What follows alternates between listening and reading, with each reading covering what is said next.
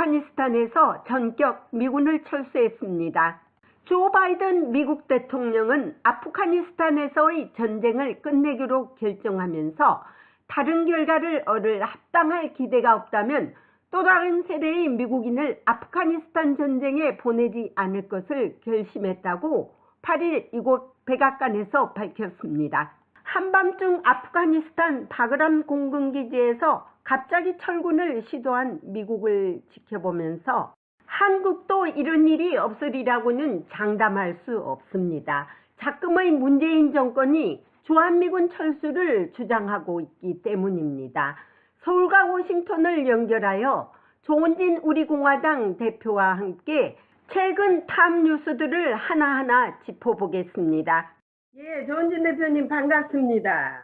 반갑습니다. 예, 또 함께 시작되군요. 여기는 아주 워싱턴은 아주 날씨가 좋습니다. 가을 날씨처럼. 아, 그래요? 예. 폭염이 좀 지나갔나가 보죠? 예, 폭염도 지나가고 지금은 이제 아주 가을 날씨처럼 선선합니다. 한국은 다음 주부터 이제 예. 살인적인 폭염이 온다 이런 예고를 하고 있죠. 예. 지금 이제 우리 바이든 대통령 이제 어디 갔다 오는데 또 마중 나갔다가 또 이거 그것이 알고 싶다 프로그램 때문에 급히 지금 왔습니다. 예. 잘 오늘 예? 네, 오늘 한국의 조선일보에 네. 트럼프가 재선을 하면은 으흠. 나토를 탈퇴하고 한미동맹을 깨려고 했다. 어허. 이렇게 기사가 났어요. 이야. 하여튼 여러 가지 비밀들이 많습니다. 자, 이번에 이제 오늘 첫 탑 이슈는 제가 우리 바이든 대통령이 최근에 아프가니스탄 철군을 갑자기 했지 않습니까? 그냥 야반 도주식으로 했지 않습니까? Even if 바그다드의 사령관도 몰랐대요. 그래서 그런 기습적인 철군을 했기 때문에 이것이 만약에 한국에 이런 일이 일어났다면 엄청난 이게 일이 벌어질 것 같아요. 그래서 이 철군 2,500명이 이미 트럼프 대통령이 다 해놓은 설계도였대요. 그래서 이제 마지막 철군은 이번 8월 말에 하기로 했는데 이제 그거를 노리는 게 누구냐면 중국이 이 틈을 노려서 미국가 배신했다. 미군이 배신하고 나갔기 때문에 우리가 이제 이슬람 반군들이 있기 때문에 우리가 이제 접수를 하겠다는 식으로 지금 발표를 했는데 이걸 어떻게 생각하고 계십니까? 지금 오늘도 한국에서도 그런 주한미군 이제 깨겠다는 그런 기사가 났는데, 네. 어떤 뭐 한국은 문재인 정권이 사회주의 정권이다 이런 네네. 얘기가 많았고요. 주미 일본 대사가 트럼프 아베 정상회담 비공개 정상회담에서 했던 일화를 제가 직접 들었지 않습니까? 네. 그때 트럼프가 아베한테 문재인 이상하다. 아무튼 사회주의 경향이 너무 강하다. 네. 이런 질문을 두 차례에 걸쳐서 했다는 거 아닙니까?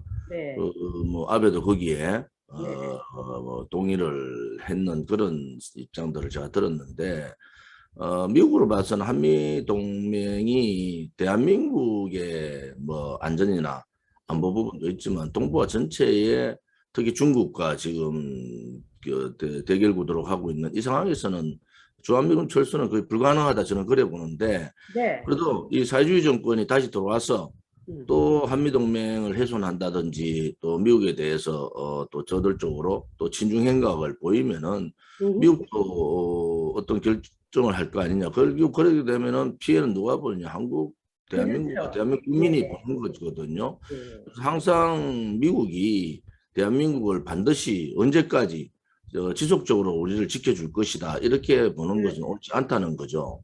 그래서 그러한 어떠한 정권이 들어왔을 때 한미 동맹이 왜 필요한가?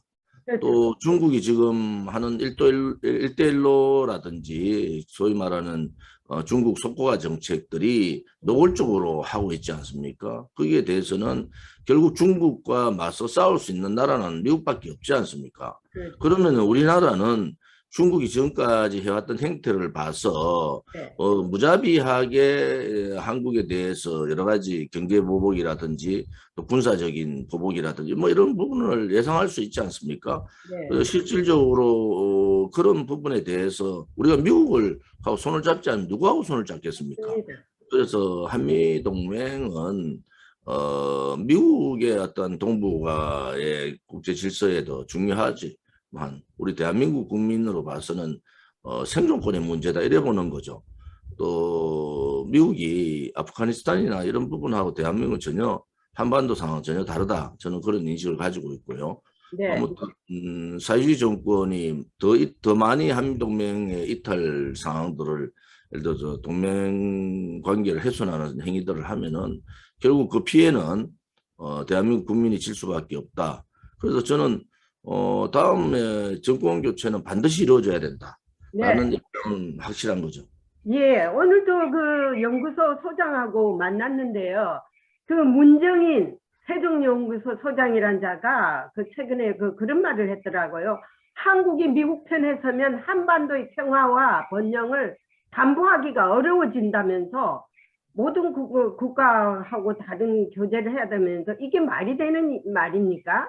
문정인은 뭐 원래 그 특별보좌 할 때부터 외교안보 특보 할 때부터 뭐 전혀 딴소리를 하고 있는 거예요. 그저는 그냥 뭐 완전 친중 친북 인사다. 저는 그래 보는 거고요. 그 국립외교원의 원장이란 김준영이는 또 한미동맹은 국익을 훼손한대요. 아니 어떻게 한미동맹이 이 인간들은 도대체 어떻게 배웠는지 모르겠어요. 대한민국이 지금 제가 2년 전에 가서도 미국 정보기관이나 미국의 주요 인사들을 만나고 또 백악관에 출입 기자들한테 설명했잖아요. 이 정권을 한국에서 여야 소위 진보 보수의 교체라고 보면 큰 판단 오산이 온다. 이것은 자유민주주의 체제하고 정 다른 반미주의자들에 의한 사회주의 정권이다. 이래 보면 된다. 제가 경고를 했지 않습니까? 근데 지금은 이제 노골적으로 반미 노선을 걷고 있는 거고, 친중 행각을 벌이고 있는 거예요. 그래서 우리 공화당은 아무튼 한미동맹을 굳건히 해야 된다는 것이 당의 강령에도 나와 있듯이 한미동맹을 통해서 한반도에 이 안정된 상황들을 만들어야 되고 특히 중국의 어떤 중화 사상 또 자기들을 중심으로 한 전 세계 재편 이런 부분에 가장 피해를 볼 수 있는 나라가 한국이지 않습니까? 이제는 한미 동맹 관계에 좀 더 집중을 하고 중국과는 이 경제적인 속국에서 벗어나기 위해서는 실질적으로 그 반대로 다각도로 경제적인 부분에서는 다자구도를 좀 가져가서 중국에 의한 어떤 경제 침탈에 대한 부분들을 우리가 대비를 해야 된다 이런 입장인 거죠. 근데 이제 오늘 또 그 백악관에 있는데 기자들이 저한테 다가와서 하는 소리가 다음 정권이 누가 될 것이냐가 가장 궁금하대요. 예. 그래서 우리 조은진 대표님을 또 언급하더라고요. 전에 봤던 기자들이 그 사람이 안 되느냐. he's gonna running 한다고. 지금 뭐 한국은 그 자유우파 국민들은 정권 교체를 해야 된다라는 화두가 있고 그러면 정권 교체에 대한 반대하는 사람이 어디 있습니까? 이제 뭐 사회주의 정권이 돌아서 문재인이 4년 동안 나라를 이렇게 개판을 쳐놨는데 정권을 바꿔야 된다는 입장은 같은 입장이에요. 누구로 바꿀 거냐? 사실은 그들이 지금 저질러 놓은 이 체제 침탈이나 또 자유경제 이 기본적인 자유경제 부분들을 훼손했다든지 역사를 좌파 역사로 그렇게 뒤집어 버리려는 뭐 건국 자체를 부정하고 있는 그런 상태니까 우리 공화당의 입장은 정권 교체를 해야 되는 건 당연하지만은 과연 이러한 사회주의 정권이 아직도 권력기관을 다지고 있고 국회의 3분의 1을 차지하고 있는 상황에서 과연 누가 문재인 정권의 이러한 잘못된 이 법이라든지 잘못된 관행들을 교체할 거냐. 이거는 기본적인 뭐 정권 교체의 차원을 떠나서 문재인이가 후보 때 얘기했던 대로 권력 구조, 지배 구조를 바꾸겠다고 얘기한 거 아닙니까? 네. 지금은 좌파들이 저질러 놓은 상황들을 다 뒤집어야 되는 상황인데, 과연, 지금 나와 있는 소위 국민의힘의 목을 이렇게 다리를 걸쳐 있는 사람들이 과연 그게 가능한가 하는 의문이 이제 되는 거죠. 좀 윤석열도 뭐 이런저런 얘기 나오다가 좀 주춤하고 있는 상태고, 최재형 감사원장도 이제 사퇴를 하고 정치를 하겠다, 뭐 이런 입장을 밝히고 있지만, 나머지 사람들에 대한 부분들은 뭐 다 탄핵에 앞장섰던 사람들이고, 네. 또 윤석열은 또 문재인 정권을 이런 무자비한 정권으로, 막무가내 정권으로 만들었던 장본이잖아요. 제 표현으로 하면은 그렇죠. 그냥 이 적폐청산이라는 명분으로 자유우파를 괴멸시킨 장본인이 하지 않습니까? 그래서 맞습니다. 우리는 근본적인 거는 윤석열은 안 된다. 예. 우리 공화당은 그렇게 죄 없는 대통령을 감옥 보내면서 무시적 청탁이라는 명목으로 이재용까지 감옥 보냈잖아요. 네. 그러면서 자기들끼리는 희낙낙하고 있단 말이에요. 그러다가 이제 압박을 받으니까 그거 견디지 못하고 적폐청산, 소위 말하는 권력 게이트 수사를 면죄부 주고 나와버리는 상태인데, 그럴 정도의 강단을 가지고는 뭐 추미애하고 좀 싸운데, 문재인이 윤석열이 요새 그랬어요. 문재인한테 할 도리는 다 했다. 그리고 문재인에 대한 정치 보복 수사를 하자. 지금 우리가 정치 보복하라는 게 아니잖아요. 그렇죠. 정권을 잡으면은 이 자유민주 체제에서 있을 수 없는 법이라든지 잘못된 관행들, 지금 사회주의 경향으로 했던 경제적인 문제, 이런 걸 다 소주성 이런 문제 뒤집으라는 거 아닙니까? 그렇죠. 이런 인식을 가지고 그렇게 할 수 있느냐? 저는 다음 정권을 잡는 사람은 정권 교체의 문제가 아니고 완전히 혁명적 사고를 가지고 잘못된 이 대한민국의 사회주의자들, 소위 말하는 토착 자생적 공산주의자들에 대한 적극적인 대응이 필요하다. 네. 그렇지 않고 어정쩡하게 그냥 여야가, 국회가 이제 3분의 2가 아직 2년간 더 남아있는 상태에서 네. 그냥 그렇게 어정쩡한 상태로 가서는 이것은 뭐 정권교체를 하나마나인 상황이 온다. 그래서 이 정권교체를 해야 된다는 국민들의 열망을 우리 공안에 잘 알고 있지만은, 정권교체를 했을 때 그 다음에 행보를 실질적인 혁명적 사고를 가지고 잘못된 이 반미 혹은 또 반체제, 반역사적 행위들을 어떻게 바꿔놓을 거냐, 이런 사고를 가지고 확실하게 그런 입장을 해야 되는데, 지금 윤석열은 정치 보복하지 않겠다, 혹은 뭐 정치 보복 안 한다는 것은 뭐 일반적인 얘기일 수는 있어요. 단지 하나 문재인을 콕 집어서 그렇게 얘기하는 것은 맞지 않다는 거죠. 그렇죠. 문재인이 잘못했으면 법적 잣대를 대하고, 죄 없는 대통령한테도 그렇게 악독하게 감옥을 보내고 33년 구형을 했던 검찰이 국민들이 다 아는 문재인의 재상에 대해서 그냥 수사하지 않겠다, 이런 입장을 보인다는 것은 있을 수 없는 일이다. 당연하죠. 우리 공화당의 고민이나 국민들의 고민이 같다고 봐요. 지금 이 교포들도 걱정하고 몇몇 교포들하고도 제가 대화를 나눠봤지만은요, 지금 대권 주자들이 하는 짓거리가 표를 얻기 위해서 중도를 뭐 끌어안기 위해서 하는 짓거리지, 무슨 대권 주자들이 나라 국가를 위하고 국민을 위한 어떤 아젠다가 하나도 없어요. 사상적 이념, 예를 들어서 자기들의 색깔도 정확하게 해야 되고, 또한 외교 안보는 앞으로 내가 대통령이 되면은 외교 안보를 어떻게 나갈 것이냐, 이런 데다가 중점을 둬야 되는데, 주로 뭐 중도 껴안기다 그래. 중도가 얼마나 위험한지 아십니까? 중도라는 것은 이것도 아니고 저것도 아닌 거예요. 색깔로 봐서는. 예를 들어서 좌파 쪽에서 볼 때는 쟤는 우파가 같고, 우파 쪽에서 볼 때는 쟤는 좌파가 같고, 그게 중도거든요. 그런 사람을 끌어안기 위해서 얘네들이 지금 하는 짓거리가 마음에 진짜 안 듭니다.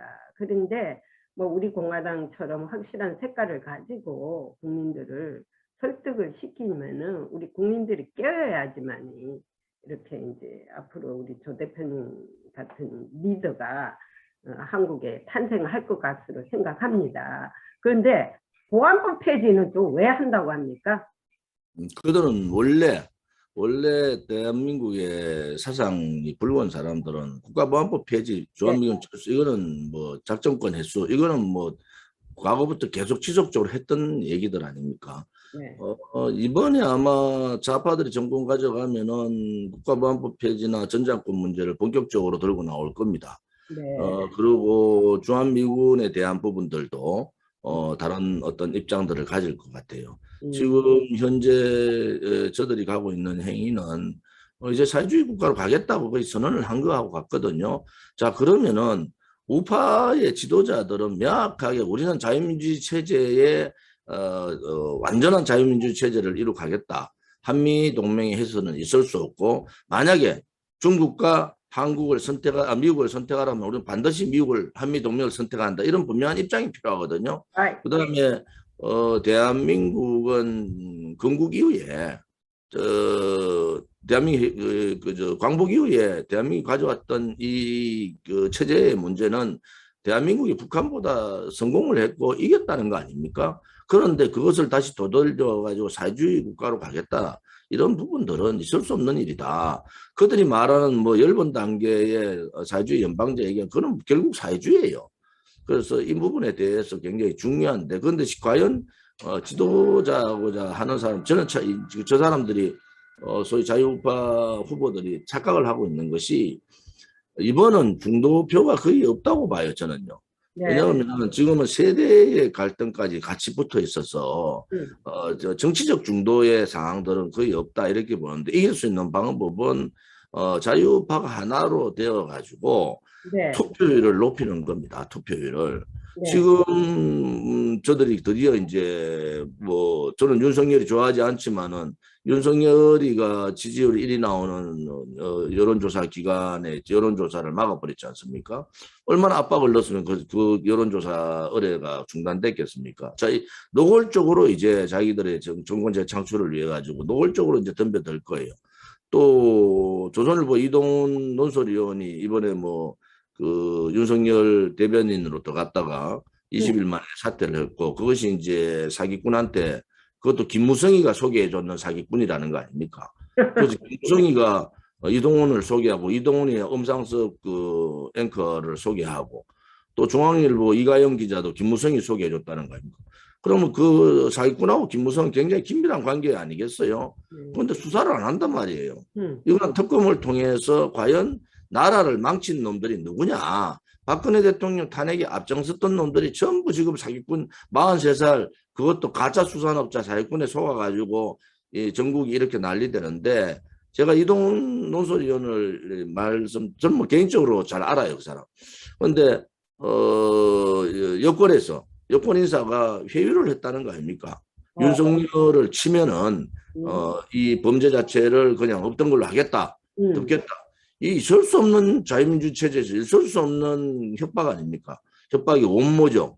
뭐 이동훈의 개인을 떠나서 이런 부분을 하고도 남을 놈들이 좌파들인데, 도대체 오른쪽에 있는 사람들은 뭘 믿고 그렇게 대통령이 정권 교체를 할 수 있다고 보느냐? 저는 그렇지 않다고 보는 게, 중도의 문제보다는 확실한 한미동맹, 확실한 체제 보장, 확실한 자유시장 경제, 자유통일, 이러한 부분을 확고하게 하면서, 그러면은 중도에 있는 대부분의, 저는 뭐 중도의 한 70% 정도는 지금 많이 바뀌었잖아요. 한미동맹을 강화해야 된다는 게 한 70% 나온단 말이에요. 그럼 그러한 중도표들도 그런 확고한 신념에서 체제의 확실성을 담보로 할 때 지지율이 올라가는 겁니다. 그렇죠. 또 그래야지 우파 국민들이 믿고 전체가 하나가 되어가지고 투표율도 높일 수 있거든요. 네. 좌파들은 권력 쥐고 돈 쥐고 또 지금 정보까지 다 쥐고 저렇게 정권 창출을 위해서 가진 모든 수단 방법을 가리지 않고 할 텐데, 오른쪽은 중도 얘기를 하면서 엉뚱한 짓을 하고 있다. 특히 이준석이 같은 뭐 가도 뭐 그렇게 하는 걸 보면은 이거 선거는 저는 졌다 이래 보는 거예요. 그 다른 사람들은 선거가 이긴다 이러더라고. 그런데 저는 야, 이거 선거가 힘들겠다. 그래서 처음부터 제가 윤석열이가 나오는 상황을 보면서 유일하게 이길 수 있는 방법은 문재인 정권의 이 권력 게이트 수사를 통해서 국민들이 문재인 정권의 분노가 아니고 이제 완전히 좌파들은 정권을 잡으면은 부정부패, 성 문제 뭐 이런 부분에 노골적인 사항들이 오기 때문에 국민들로부터 정례비를 떨어지게 해야 되는데 네. 그거 다 내팽개치고 지금 와가지고 자기 표 없겠다고 돌아다니면 그 표가 옵니까? 좌파들한테 또 넘어가는 거지. 제가 우려했던 상황들이 지금 전개되고 있다. 그래서 이렇게 되면은 정권 교체가 좀 힘들다 이런 생각이 자꾸 들어요. 좌파답네요. 좌파답게 그냥 그렇게 하는데 여기서도 그 지금 그렇게 분석하고 있어요. 한국의 내년 대통령 선거는 치열한 전쟁이 될 것이다라는 거.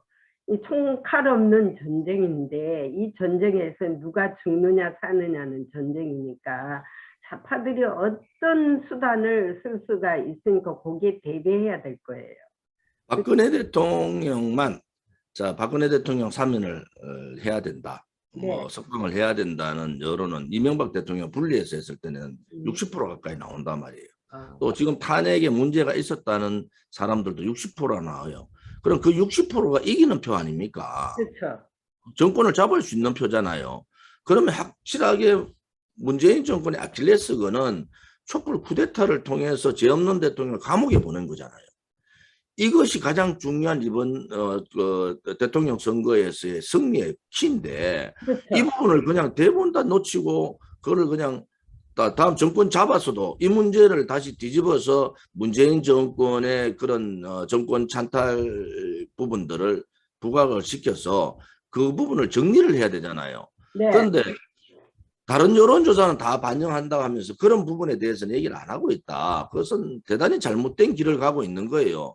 네. 이길 수 있는 절호의 그 상대방의 아킬레스를 그냥 놓쳐버리고 그냥 탄핵의 강을 건너면 중도가 온다 이렇게 생각하는데 지금 대부분의 국민들은 박근혜 대통령 이제는 죄가 없다. 뭐 때문에 비교를 뭐 저는 그것도 좀 맞지 않다고 보지만 문재인이 했는 짓하고 박근혜 대통령의 자기들이 주장하는 대로 그대로 얘기를 하더라도 이거는 뭐 말이 안 되지 않느냐. 그래서 박근혜 대통령을 빨리 국민의 품에 오시도록 하는 것이 맞다고 저는 보고 있고 또한 박근혜 대통령 탄핵을 묻고 가자 이러면 선거 못 이깁니다. 네. 박근혜 대통령의 그 박자, 근자, 해자 이름이라는 것이 국민들이 그걸 자꾸 지겨워해야 될 필요성이 없다고 봐요. 왜냐? 박근혜 대통령의 탄핵을 했던 그 자체의 심볼이에요. 박 대통령님은. 희생양이 된 심볼이기 때문에 박근혜 대통령의 탄핵부터가 시작이 잘못됐으니까 이것부터가 지적을 하면서 끌어나가면서 이거를 바꿔야지 탄핵이 잘못됐다는 것이지 무슨 박근혜 그 퍼스널리티를 가지고 외치는 것은 아니잖아요. 하지만 그리고 박근혜 대통령이 사실은 잘 했고요. 그런데 죄 없는 사람을 이렇게 정치적으로 가둬놓는 어떤 심볼이 아웅산 수기 같은 미얀마 그 여인도 봐봐요. 똑같은 입장인 것 같지만 또 다르거든요. 미얀마의 군부는 한국은 군대가 5.16 혁명을 했을 때 모든 사람이 박수를 쳤지 않습니까? 그죠? 그리고 국민이 못 먹는 그 생계를 이어줬고 근대화를 시켜줬고 그런 감사함이 있었지만은 미얀마의 군부는 또 다른 군부예요. 또 총칼을 들고 뭐 사람을 근데 미얀마가 공교롭게도 그 국민들이 한국의 민주주의가 됐으니까 우리 좀 도와다오. 문재인 정권 보고 너희처럼 우리가 되기로 No, that's something wrong. 그 민주화하고 한국의 민주화하고는 틀린. 한국의 민주화는 소위 말하는 공산화를 하기 위한 그 가면을 쓴 민주화예요. 사회주의를 가고 있는 민주화지 그게 민주화가 아닙니다. 지금 우리 국민들이 엄청나게 속고 있던 민주화입니다. 이거 억울한 민주화 세력 중에서 뭐 그 당시에 사실은 민주화 운동에 참여 안 했던 사람들은 거의 없죠. 젊은 사람들은. 네. 그때 이제 그런 그 군부 독재 투쟁을 한 거는 거의 대부분의 젊은 사람들이 한 거예요. 단지 그 이후에 그 소위 말하는 민주화 세력들이 정치 세력화되면서 그들의 카르텔들이 만들어지고 그들의 행태가 네. 정말 가장 비민주적인 행태를 하고 있는 거 아니겠습니까? 네. 여기에서부터 이제 그 국민들이 또 젊은 층들이 이탈을 한 거 아니겠습니까? 또한 민주화 세력 중에서 실질적인 그 민주화 운동을 많이 했던 사람들은 이것은 지금 386 지금의 586 세력들의 하는 행위는 민주화의 산물이 아니다. 이것은 반민주화 행태를 가져가는 것은 민주화 운동했던 사람들에 대한 모욕이다. 이렇게 해서 그들 스스로가 많이 탈퇴를 하고 있는 상황이지 않습니까? 네. 그것은 결국은 국가의 민주화도 하나의 한 국가의 운영의 역사의 과정이다. 그럼 그 과정이 대한민국의 역사의 정체성을 지키는 민주화인가? 그렇지 않으면은 자유민주주의 체제에 반하는 민주화인가? 이것은 민주화라고 할 수 없죠. 소위 말하는 그들의 민주화는 민중민주주의를 얘기하는 것이고 사회주의 민주화를 사회주의 공산주의도 인민공화국이라고 민주주의 인민공화국 이렇게 얘기하지 않습니까? 그렇게 민주화라 해서 다 그런 것이 아니고 자유를 중심으로 한 민주화 운동이 맞다. 근데 지금은 돌이켜 보니까 그들은 자유를 중심으로 한 민주화가 아니라 인민을 중심으로 소위 말하는 민중민주주의 사회주의, 공산주의, 민주화를 꿈꿨던 그들이 있지 않습니까? 그래서 지금은 명확하게 구분을 좀 해야 된다. 그들의 민주화 세력이라는 것이 실질적으로 자유민주주의 체제에 맞는 자유민주주의를 위한 민주화를 한 것인가? 그렇지 않으면 주사파를 중심으로 해서 김일성 교조주의 혹은 공산주의, 사회주의적 민주화를 한 것인가라는 구분을 이제는 우리는 분명히 해야 되고 또 많은 국민들이 그 인식을 하고 너가 민주화를 외쳤던 것은 자유민주주의 체제의 민주화가 아니구나. 너는 사회주의 민주화 혹은 이 교조주의 소위 주체사상을 중심으로 한 북한 중국과 같은 그러한 민주화를 인민민주주의라는 거죠. 민중민주주의를 요구를 너희들이 가려고 했구나 하는 걸 이제 국민들의 인식이 바뀐 거죠. 근데 이제 박근혜 대통령 얘기를 다시 돌아가 보면요. 박근혜 대통령은 여성이기 때문에 솔직히 말해서 남자들하고 어울려서 뭐 술 먹고 또 그런 스타일도 아니지 않습니까? 만약에 그런 어떤 것을 했더라면은 더욱더 친근했겠죠. 근데 박근혜 대통령이 딱 이런 어려운 일이 생기니까 주위에 있던 여러 사람들이 하나같이 신복이 왜 없는가가 내가 상당히 그것이 알고 싶는데 박근혜 대통령은 그 전두환 대통령 봐봐요. 그 뭐 얘기해서 좀 그까지만은 그분은 그래도 신복 하나는 잘 뒀습니다. 그 장세동이라는 그 안기부장. 그런 신복 하나라도 있어야 되는데 이정현이 이런 인간도 뭐 누나 그치 업고 다닌다 뭐 하고 싶다 말만 그렇지 콧뱅댕이도 안 날아보잖아요. 그리고 옆에 군 출신들이 다 경호를 하고 뭐 안보수장들도 군 출신인데 하나같이 내몰라라는 거에 대해서 나 진짜 원망스러워요.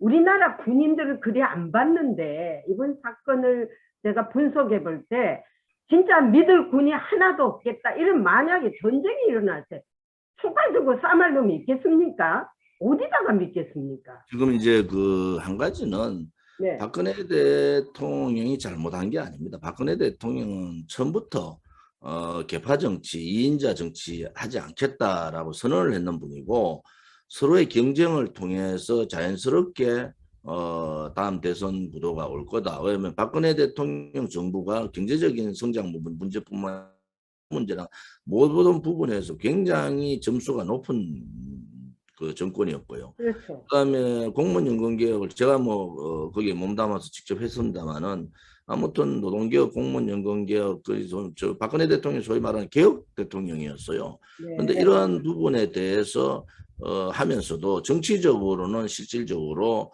좀 거리를 둔 겁니다. 왜냐하면은 대통령이 정치에 너무 관여하는 것이 옳지 않다는 입장을 가지고 거리를 뒀는데 지금까지 관습에 젖어 있던 정치권들은 대통령이 불러서 뭐 김무성의 말대로 이명박 대통령 가끔 불러가 청와대에서 막걸리도 같이 마셨는데 박근혜 대통령은 똑대한 적도 없다 그런 거짓말을 해요.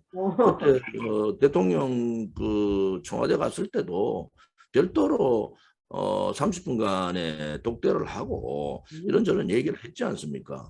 정의아 지금 그 당시 국회의장도 뭐 대통령이 한 번 만나주지 않는다고 계속 공격했지 않습니까? 그러면 박근혜 대통령이 이런 정치권하고 거리를 뒀는 근본 원인을 알아야 된다고요. 음. 본인은 정치권 자체에 이인자를 누굴 세우고 뭘 한다는 그 자체에 대해서 굉장히 그 회의를 갖고 있는 분이다. 그래서 개파 정치 하지 마라 이렇게 했고, 뭐 우리가 친박 얘기하는데 실질적으로 정권을 내놓은 친이계들이 더 박근혜 대통령 탄핵 과정을 보면서 더 설쳤잖아요. 그렇죠. 그런데 친박들은 실질 김무성한테 제안했다시피 다 이선 후퇴하고 비대위에서 다음 공천까지 다 책임지고 친박은 다 물러난다. 그 대신에 대통령 탄핵만 시키지 마라. 해서 12월 그날이 2016년 12월 5일인가? 뭐 12월 9일이 탄핵 소추안 의결 날인데 그 정도쯤 됩니다. 그렇게 네. 제안까지 했지 않습니까? 근데 지금 와서 그 얘기는 한마디도 제가 몇 번 그 얘기를 하는데도 그 얘기는 한마디도 안 해요. 친박들이 다 이선 후퇴를 하고 당신들이 지금 가고자 하는 그 소위 김무성을 중심으로 유승민 당신들 중심으로 해라. 그 대신에 박근혜 대통령에 대한 탄핵은 막아야 된다. 이렇게까지 했는데도 뭐 그때 충분히 시간이 있었거든요. 그런데도 거기에 대해서 자기들이 박근혜 대통령이 탄핵되더라도 반기문이 대통령 된다. 이러한 신념을 가지고 반기문이 되면은 이혼집정부제 내각제가 가능하다. 그들은 내각제 이혼집정제 몽상에 사로잡혀 있는 사람들이에요. 그래서 지금도 만약에 어정쩡하게 이제 정권 교체가 되면은 바로 이준석을 중심으로 뭐 김무성, 유승민 지금 소위 그 국민의힘의 실세들은 거의 대부분 다 이혼집정부제파들이에요. 그러면은 뭐 그들이 내세울 겁니다. 지금 여소야대 다음에 이제 여소야대 구도가 된다. 권력 정권 교체를 할 경우에 3분의 1가 국회가 잡혀 있는데 어떻게 하냐? 여야가 합쳐서 여야 연정으로 가야 되고 그 연정을 하기 위해서는 대통령제를 없애고 이혼집정부제를 가자. 그것이 명확하게 그림이 보이지 않습니까? 네. 그래 되면은 사회주의 정권을 인정을 해야 되고 이 사회주의 정권의 정권 연장 소위 말하는 국회나 권력기관 연장이 계속 지속적으로 된다는 겁니다. 우리 공화당이 우려하는 것은 이런 부분을 막아야 된다는 거예요. 그런데 어느 후보도 완벽한 대통령제를 계속 가야 된다는 입장을 밝히지 않아요, 지금. 그건 뭐냐? 그것이 중도를 확보하는 것이 아니라는 거죠. 지금 권력기관이나 지자체나 또 많은 지금 그 국회도 마찬가지고 여기가 대부분 다 좌파들이 장악을 하고 있는 상태에서 내각제 상황으로 가게 되면 또 분단된 국가에서 지방분권을 강화하는 상황으로 가게 되면은 이제 평양에 말이죠. 네. 강원도지사도 평양 가서 있을 거고 전부 다 평양에다가 이제 사무실 내고 난리들 칠 거예요. 그것이 눈에 보이는데 그것이 과연 자유민주 체제를 수호할 수 있는 길인가? 저는 그렇게 보지 않고요. 그 또한 사회주의자들의 이 업무다 이래 보는 거죠. 결국은 이 좌파들이 가는 길은 자유민주 체제가 아니고 사회주의로 가겠다는 거잖아요. 그러면 그들이 사회주의를 가기 위해서는 적을 이용한다. 뭐 그런 식으로 국공합장에 뭐 대통령 국공합장을 했다시피 지금 그런 상황으로 갈 가능성이 대단히 높습니다. 여기에 정치인들이 또 자기 이익을 위해서 넘어가는 거죠. 정치인들의 면은 이번 촛불 쿠데타를 보면서 비겁하고 용기 없다. 그다음에 굴종스럽다는 모습은 다 봤어요. 아까 말씀드린 왜 접근한 사람 없느냐. 그 사람이 대통령이 잘못해서 없는 게 아니에요. 그 사람들이 비겁하고 용기가 없고 그 사람들이 국가관이 부족하다 이런 입장이고요. 또 이번에 이제 상황이 또 되면요. 또 압박 넣으면 또 다 고개 숙이고 여야 연정 하자, 개헌 가자. 그러면 거기에 나서서 반대하면서 투쟁할 수 있는 정치 세력이 있느냐? 저는 없다고 봐요. 지금 후보들 중에서 과연 확실하게 지금의 체제를 유지하는 확고부동한 신념을 가진 사람이 있느냐? 저는 없다고 봅니다. 네. 그 이제 또 문재인이가 또 코로나를 또 이용하고 있는 것 같아. 8월 15일 또 행사가 있고 이래 놓으니까 문재인이가 역시 그 태극기를 아주 무서워하는 것 같아요. 8월 15일 날 뭐 대대적인 행사가 있는 걸로 알고 지금 안 있는데 그래도 제가 참 궁금한 게 백신이 지금 쇼트한다는데 어떤 지금 뭐 백신이 없어서 백신을 못 놓는 거는 사실 맞아요. 그다음에 모더나를 뭐 백신을 2천만 병을 미국에서 밀리언을 줬지 않습니까? 그런데도 모자래요? 아무튼 그 정도 가지고는 뭐 안 되죠. 뭐 이스라엘에서도 뭐 70만 명분이 온다 이런 얘기가 그것도 있는데 없는 사람이 무슨 북한에다가 갖다가 준다고. 뭐 그거는 뭐 쇼하는 거고요. 단지 제가 궁금한 것은 지금 영국이나 미국은 위드 코로나 이래가지고 이제 코로나를 일상적으로 받아들일 수밖에 없다 이런 입장을 가지고 있지 않습니까? 그런데 네. 이제 한국도 오늘 뭐 1,400명, 1,500명 단위가 이제 가는데 실질적으로 서울이 도쿄보다 더 많은 확진자가 지금 나오고 있는 상태가 돼버렸어요. 그러면은 미국이 지금 3만 명이 하루에 나온단 말이에요. 그 중에서 네. 기사 중에서 99.7%가 백신을 맞지 않은 사람들한테서 확진자가 나온다. 이거 아니겠습니까? 그래서 그런 기사를 제가 봤는데 아무튼 지금의 미국이나 영국의 입장들은 자, 지금 위드 코로나라는 게 경제적인 상황과 국민들의 자유와 지금 코로나에 대한 이 사항들을 어떻게 볼 거냐 이거 아니겠습니까? 지금 미국이나 영국이 한 50% 접종이 이제 가고 있는데 우리나라가 1차 접종이 한 30% 했단 말이에요. 근데 네. 자영업자들은 지금 뭐 죽을 지경 아닙니까? 이제는 뭐 지금 코로나 통금이라고 6시 이후에는 두 사람밖에 못 모이고 못 한다. 택시도 뭐 또 두 사람 타면 되고 세 사람 타면 안 되고 뭐 완전 이렇게 하고 있고 북한처럼 됐네요. 버스나 지하철은 그게 실질적으로 하루에 3만 명이 확진자가 나오는 미국에서 만약 이런 사태가 벌어지면 미국이 그게 가능하다고 봅니까? 영국도 그렇고 않습니까? 그게 불가능하잖아요. 그런데 우리나라 국민들 같이 지하철은 왜 열어놓고 있어요? 우리나라 국민들은 아무튼 뭐 정부 정책에 대해서 잘 따르지만은 좌파들이 교묘하게 이걸 정치적으로 이용을 하고 있는 거죠. 지금 문재인 정권의 부패, 무능, 무책임, 또 이 성범죄 뭐 이런 부분들이 대단히 많이 나오고 또 경제가 지금 무너지고 자영업자가 이제 죽을 상황, 죽을 지경이 됐으면은 8월 15일 날 저는 몇백만 명이 모일 거라 이래 보는 거예요. 예. 그런데 아무튼 그런 부분에 있어서 정치적으로 상당히 이용을 하고 있다. 지금 그 책임은 누가 정부가 져야 되잖아요. 백신 수급을 늦게 해야 된다라고 주장했던 사람 김무란이라는 같은 자가 지금 청와대 방역관으로 앉아 있단 말이에요. 지금 결국은 미국이 백신을 맞은 사람이 다시 걸릴 확률은 거의 낮다. 이렇게 자신감을 가지고 미국이나 영국이 이제 나가지 않습니까? 네. 뭐 우리나라도 일상으로 돌아가서 생활을 하자. 단지 하나 최소한의 방어. 예를 들어서 실내에서 마스크를 쓰고 그렇죠. 실외에서도 많은 사람들이 모일 때는 마스크를 쓰고 그러한 일상으로 돌아가는 상황들을 이제 해야 되는데 결국은 이게 막지 못하고 몇 개월을 계속 이래 가다 보면은 자영업자나 소상공인도 거의 다 죽습니다.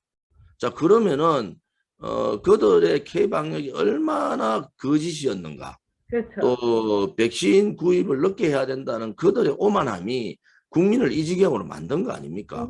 지금 이제 국민들께서 깨달으셔야 돼요. 네. 이 모든 책임이 국민들의 잘못이 아닙니다. 우리나라 국민들은 마스크 쓰라 하면 마스크를 썼고 자영업자들 문 닫으라 하면 문을 닫았고 그렇죠. 또 식당에서 통제하라 하면 통제를 했고 1년 6개월을 그렇게 문재인 K방역만 믿고 그렇게 해왔는데 또다시 4차 팬데믹을 오면서 통금시키다시피 해버리니까 이제는 자기의 목소리를 낼 때가 됐다. 이렇게 보는 거죠.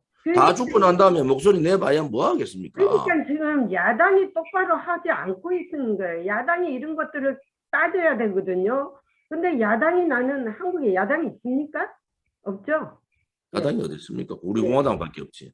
그러니까 이제 마지막 이제 한 5분 남았는데 마지막에 이제 그 8월달 이번 8월달 한미 연합훈련을 한국은 어떻게 할 것입니까? 지금 미국에 제일 궁금한 게 한국이 안 하자면 안 하고 지금 두 분 전부 그 김정은이 눈치 보느라고 안 했지 않습니까? 이번에는 뭐 할 것 같습니까? 어떻게 될 것 같습니까? 한국 정부는 또 한미연합훈련을 뭐 김정은을 자극할 필요가 있느냐 이래가지고 또 회피할 겁니다. 너무 작은. 그런데 미국은 더 이상 이 연합훈련을 하지 않고 게임 훈련 같이 해가지고는 안 된다. 안 이런 된다. 입장을 분명히 밝히고 압박을 해야 됩니다. 우리 국민들이 걱정하는 것은 훈련하지 않는 군대가 어디 있습니까?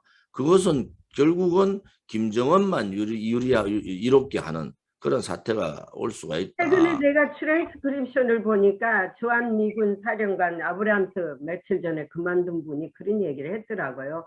훈련을 안 해가지고 어떻게 게임 필드에 나가느냐. 풋볼 선수가 마찬가지로 전쟁을 하기 위해서는 준비태세가 갖춰져야 된다. 훈련이 필요하다고 몇 번이나 한국에 말을 했대요. 그리고 내가 그거 받던을 받아서 지난 2월 달에 문재인이가 그런 말을 했죠. 김정은하고 상의를 해서 훈련을 하겠다는 말을 했죠. 그거를 제가 브리핑에서 질문을 했지만 컬비 대변인이 그랬어요.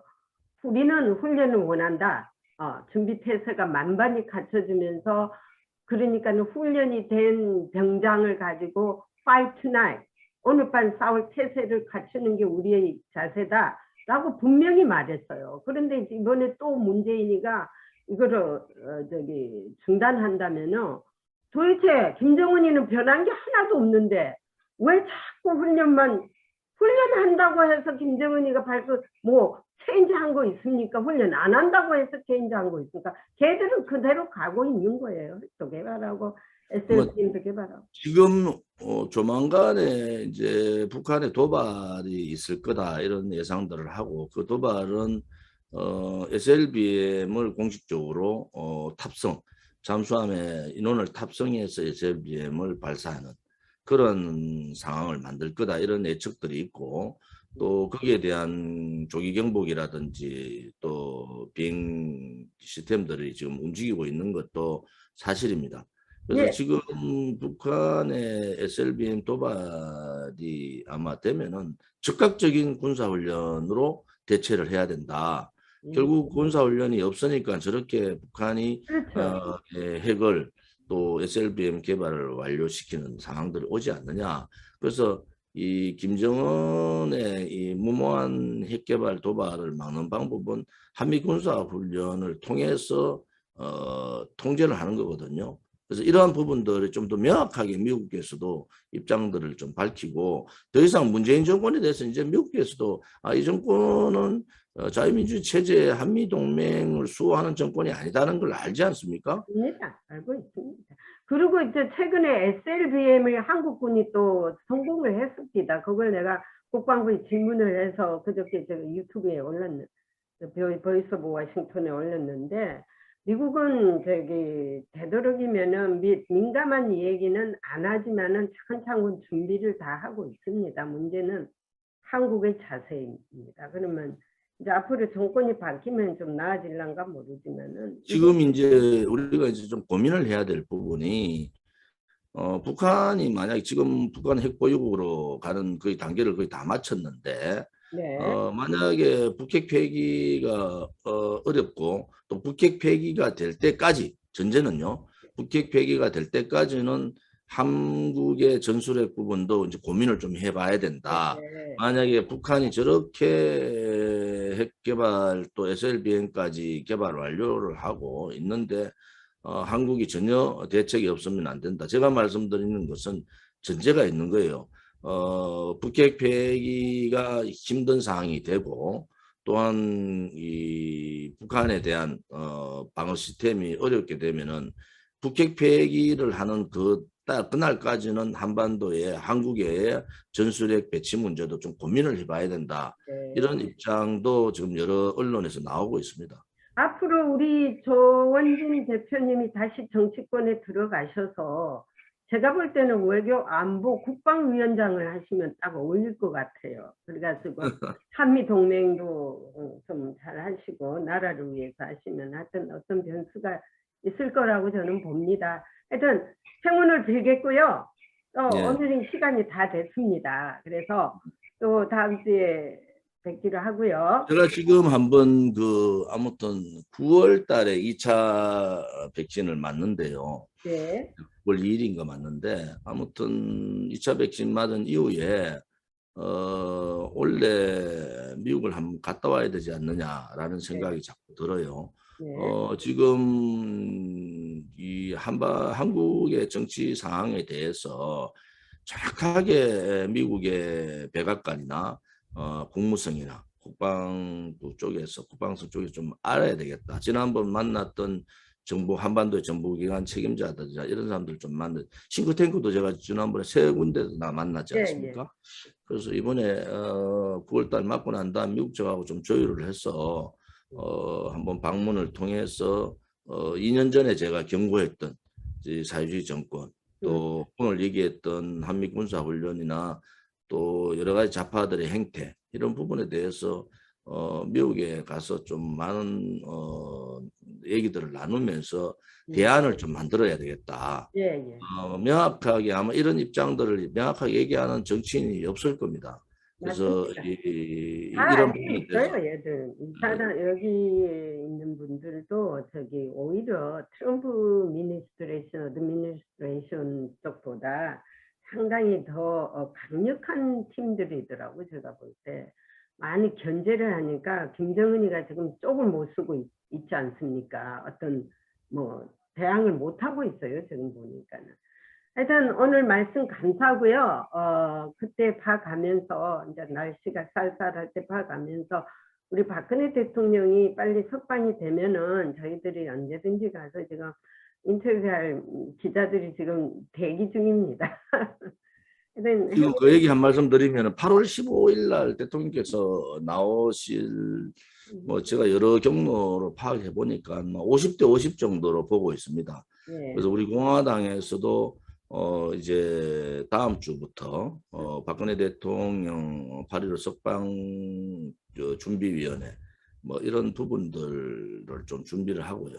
아무튼 여러 가지 대비를 하고 있습니다. 봅시다. 문재인 마음이니까 그 인간이 어떻게 돌아갈지. 그 세계적인 안목이 있기 때문에 빨리 내놔야 될 겁니다. 예. 오늘 참 말씀 감사하고요. 자, 오늘 또 작별의 인사드립시다. 안녕히 계십시오. 예. 예.